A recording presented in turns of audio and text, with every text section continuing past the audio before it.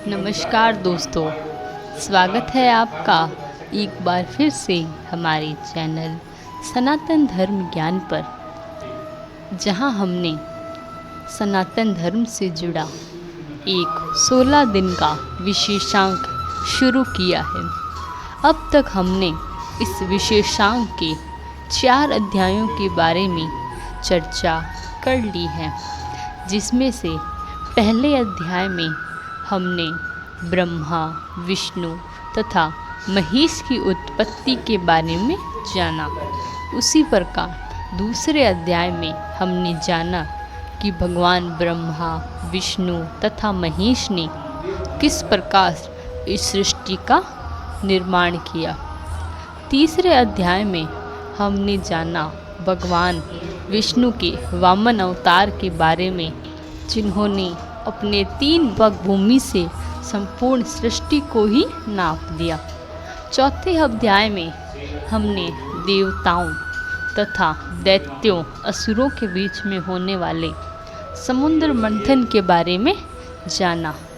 इसी प्रकार इस विशेषांक को आगे बढ़ाते हुए आज मैं आपको इस विशेषांक का 5वां अध्याय सुनाने जा रही हूँ।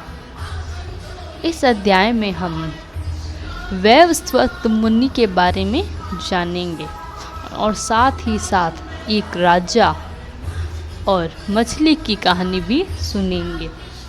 यह कहानी बहुत ही ज्ञानवर्धक होने वाली है। तो ऐसे ही सभी विशेषांकों के लिए हमारे चैनल सनातन धर्म ज्ञान को सब्सक्राइब ज़रूर कर दें, ताकि आने वाले सभी विशेषांकों की आपको सबसे पहले नोटिफिकेशन मिल सके और आप सभी विशेषांक देख पाएँ। तो आइए शुरू करते हैं। 5वां अध्याय, वैवस्वत मनु।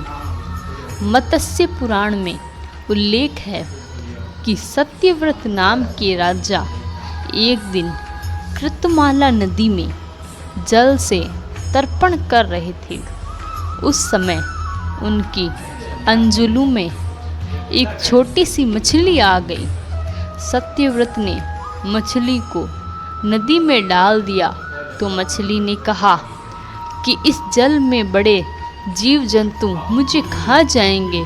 यह सुनकर राजा ने मछली को फिर से जल से बाहर निकाल लिया और अपने कमंडल में रख लिया और आश्रम ले गया। वैवस्वत मनु के इतिहास की रूपरेखा। राजा मनु और नूह। रात भर में वह मछली बढ़ गई। तब राजा ने उसे बड़े मटके में डाल दिया। मटके में भी वह बढ़ गई तो उसे तालाब में डाल दिया। और तब अंत में सत्यव्रत ने जान लिया यह कोई मामूली मछली नहीं है, जरूर इसमें कुछ बात है। तब उन्होंने उसे ले जाकर समुद्र में डाल दिया। समुद्र में डालते समय मछली ने कहा, समुद्र में मगर रहते हैं, मुझे वहाँ मत छोड़िए। लेकिन राजा ने हाथ जोड़कर कहा कि आप मुझे कोई मामूली मछली नहीं जान पड़ती है। आपका आकार तो अप्रत्याशित तेजी से बढ़ता जा रहा है। बताएं कि आप कौन हैं? तब मछली रूप में भगवान विष्णु ने प्रकट होकर कहा, आज से 7वें दिन प्रलय अधिक वर्षा के कारण पृथ्वी समुद्र में डूब जाएगी।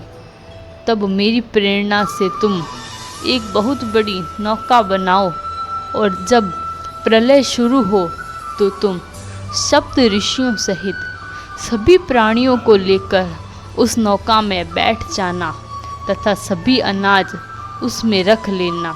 अन्य छोटे बड़े बीज भी रख लेना। नाव पर बैठकर लहराते महासागर में विचरण करना। प्रचंड आंधी के कारण नौका डगमगा जाएगी। तब मैं इसी रूप में आ जाऊंगा। तब वासुकी नाग द्वारा उस नाव को मेरे सींग में बांध लेना। जब तक ब्रह्मा की रात रहेगी मैं नाव समुद्र को खींचता रहूँगा। उस समय जो तुम प्रश्न करोगे मैं उत्तर दूंगा। इतना कह मछली गायब हो गई। राजा तपस्या करने लगा। मछली का बताया हुआ समय आ गया। वर्षा होने लगी, समुद्र उमड़ने लगा। तब भी राजा ऋषियों, अन्न, बीजों को लेकर नौका में बैठ गया और फिर भगवान रूपी वही मछली दिखाई दी। उसके सींग में नाव बांध दी गई और मछली से पृथ्वी और जीवों को बचाने की स्तुति करने लगे। मछली रूपी विष्णु ने उसे अमृतस्वत का उपदेश दिया। मछली रूपी विष्णु ने अंत में नौका को हिमालय की चोटी से बांध दिया। नाव में ही बैठे बैठे प्रलय का अंत हो गया।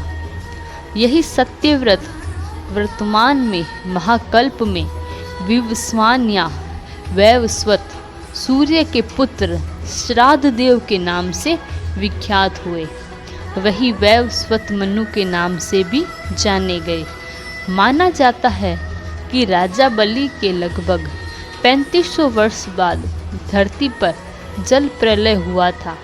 जल प्रलय के बाद धीरे धीरे जल उतरने लगा और विशिष्ट तिब्बत या देवलोक में से वैवस्वन मनु 6663 ईस्वी पूर्व के नेतृत्व में प्रथम पीढ़ी के मानवों देवों मेरु प्रदेश में अवतरण हुआ। ये देव स्वर्ग से अथवा अंबर आकाश से पवित्र वेद पुस्तक भी साथ लाए।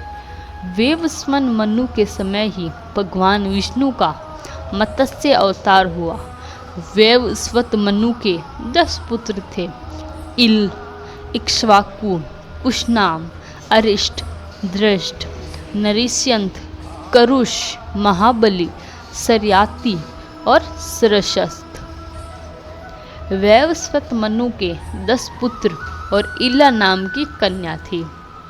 वैवस्वत मनु के काल में प्रमुख ऋषि वशिष्ठ, विश्वामित्र, अत्रि, कण्व, भारद्वाज, मार्कंडेय, अगस्त्य आदि थे। वैवस्वत मनु की शासन व्यवस्था में देवों में 5 तरह के विभाजन थे। देव, दानव, यक्ष, किन्नर और गंधर्व। दरअसल ये 5 तरह की मानव जातियां थीं। प्रारंभ में ये सभी जातियां हिमालय से सटे क्षेत्रों में ही रहती थी। फिर धीरे धीरे वहाँ से नीचे फैलने लगी। तो इस प्रकार था हमारा आज का 5वां अध्याय, जिसमें हमने जाना कि भगवान विष्णु ने किस प्रकार एक मछली के स्वरूप में आकर पृथ्वी का पुनः निर्माण किया तथा राजा को मछली के रूप में दर्शन दे उनका जीवन का उद्धार किया। इसी प्रकार आने वाले सभी विशेषांकों के लिए हमारे चैनल सनातन धर्म ज्ञान को सब्सक्राइब जरूर कर दे। तब तक के लिए धन्यवाद। आपका दिन मंगलमय हो।